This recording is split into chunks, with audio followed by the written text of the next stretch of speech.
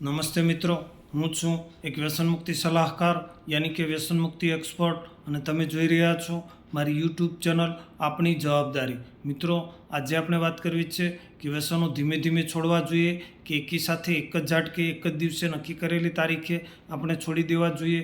તો મારા જવાબમાં એવું છે કે જે લોકો લાંબા સમયથી વ્યસનો કરતા હોય, દિવસમાં જેમને 7-8 વખત અથવા તો એનાથી વધુ વખત વ્યસનોની આદત હોય, તો આવા લોકોએ ધીમે ધીમે કરતાં વ્યસન ઓછું કરતું જવું જોઈએ અને પછી નક્કી કરેલી તારીખે એને છોડી દેવું જોઈએ.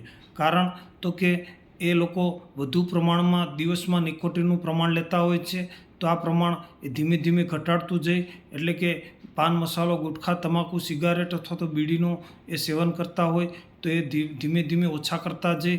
ધીમે કરતાં નક્કી કરેલી તારીખે એણે એને છોડી દેવા જોઈએ, તો એમાં એને સફળતા મળશે.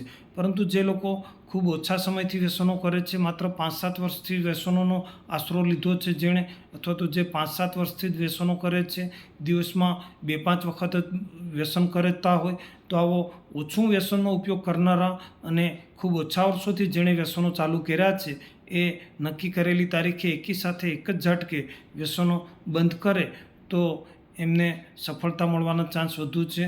પરંતુ જે લાંબા સમયથી વ્યસનો કરે છે એણે ધીમે ધીમે વ્યસનો ઓછા કરતા જઈ અને છોડવા જોઈએ. તો આવું મારું મંતવ્ય છે, મારું માનવું છે. આ બાબતમાં હું સતત તમને પ્રોત્સાહિત કરતો રહું છું. હું છું એક વ્યસન મુક્તિ સલાહકાર અને હું વ્યસન મુક્તિને લગતા આવા જ વિડીયો મારી ચેનલ ઉપર મૂકું છું. તમે મારી ચેનલ ઉપર નવા હો તો મારી ચેનલને સબસ્ક્રાઈબ કરો અને મને એક લાઇક આપો.